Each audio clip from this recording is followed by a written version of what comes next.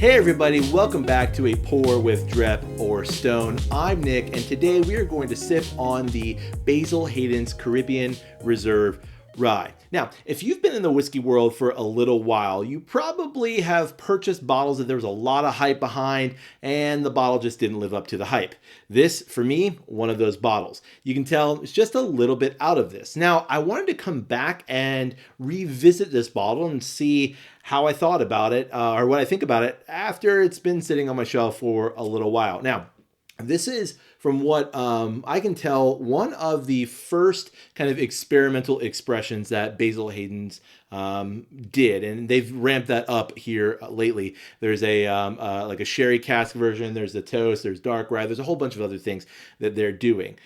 This bottle was very difficult to find at first. Now, if you don't know, Basil Hayden's is a Jim Beam product. And I think I already said it, but this was released in 2019. Actually, I found mine in Texas. Now, I'm here in Central Florida, and when it came out, man, it was so difficult to find because it was one of the, or it was a new expression from a relatively, and well, honestly, a very popular brand.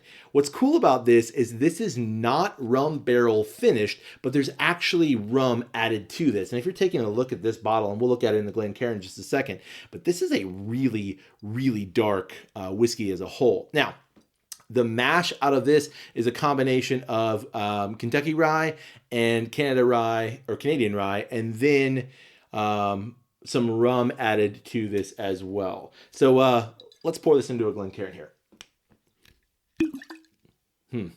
Fake cork. Here we go. All right. Sip that off to the side. Just toss the cork over there. Yeah, I mean, look at this thing. It is incredibly dark in the glass. I'd say, just snuck in a little nose there. I'd say deep copper, like really dark, deep copper here. On the nose, just super sweet, but like a dark and earthy sweet, but like just sweet. And this is something that is kind of characteristic to me anyway of a Basil Hayden's product. You just get a really sweet nose. Definitely getting some rum and some of that like deep, dark, like blackstrap molasses, like really thick, like sorghum thick, heavy, dark sweet. But there's a really actually a nice oakiness, like a woodiness nature going on here. Kind of moving my my Glencairn between two nostrils because, you know, as you taste, you become nose blind. If you move it back and forth between both of your nostrils, you might get a few different things here. Now, we've talked about before my relationship to the Basil Hayden brand. And it's something that, again, it's kind of that entry-level expensive bottle. Most people, when they see expensive bottles, Basil Hayden was kind of that like initiation expensive bottle. At least it was for me. So when I saw that they were doing something different back in 2019, I had to try it. There's a slight piney note, like pine forest, pine sap. Like I would expect that with a rye. I usually get that on ryes.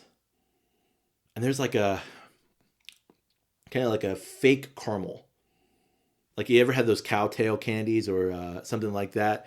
It's got like the caramel and the cream in the center. Kind of reminds me of that, like almost fake caramel. All right. It's actually really nice, that like sweet rum nature compared or combined with the piney pine tar of the rye. All right. Enough sniffing. Time for sipping.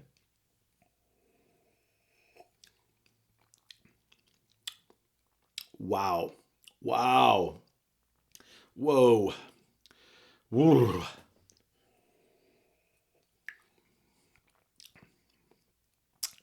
That is like, wow, that is way sweet. That's like pancake syrup. Holy crap. Like not in a good way. Like, wow. That is a very, very, very sweet whiskey. And you just get sweet all the way through. It is a bit of a rum sweet, but man, it is so sweet. I can't say it enough. Wow. Okay, spending just a little bit of time with it, I start to pick up on those piney rye notes, kind of that spicy nature. But it's way on the back end of my palate. Like it's almost an afterthought. It's like sweet, sweet, sweet, sweet, sweet. Here's a bit of rye. Yeah, just like a whiff, just a whiff of rye.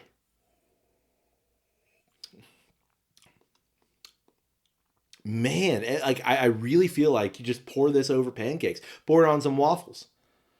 Like, gosh, that is sweet. Okay, the finish here, it's a bit medicinal, like that kind of as it coats my tongue, it becomes a little astringent. Have you ever opened up like a bottle of witch hazel, or maybe like just a straight up like isopropyl alcohol? It has almost that like drying effect, smell wise, and this has the same effect but on my palate. And you know what? There's no woody note. Like I expect a woody note as you kind of get through this and as the sugar syrupy sweet subsides, but I'm not getting that. I am getting a little bit more the rye bitter on my back on the back of my palate, but for the most part, it's just so sweet that the sweet just overpowers absolutely everything. Mm. All right, more on the finish. The finish is super watery. Like you would expect something this thick in terms of syrupy nature is going to have like a viscous mouthfeel, a viscous finish. Just not that at all. A bit thin, a bit watery. It is 80 proof. I don't know if I said that earlier. So maybe that has something to do with it. And you, like I said, I do get a bit of that bitter, but it's just so sweet, and for me and my palate, that's just not something that I really enjoy. It's almost one of those things of like it's so sweet that it just diminishes all the beautiful piney kind of spicy peppery rye notes that you could get out of this. Mm.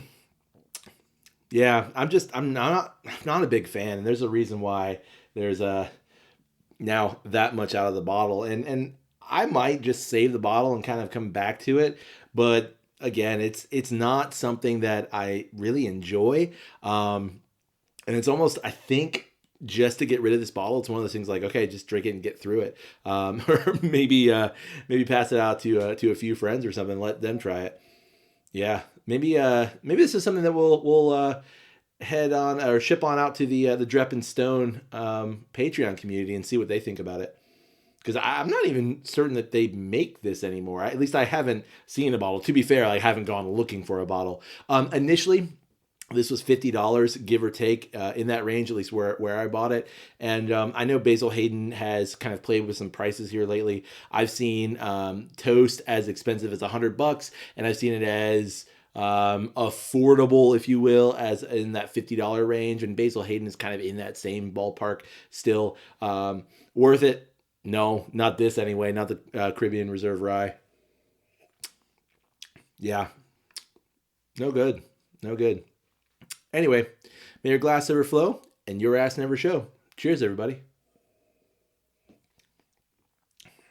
Yeah, I'm done.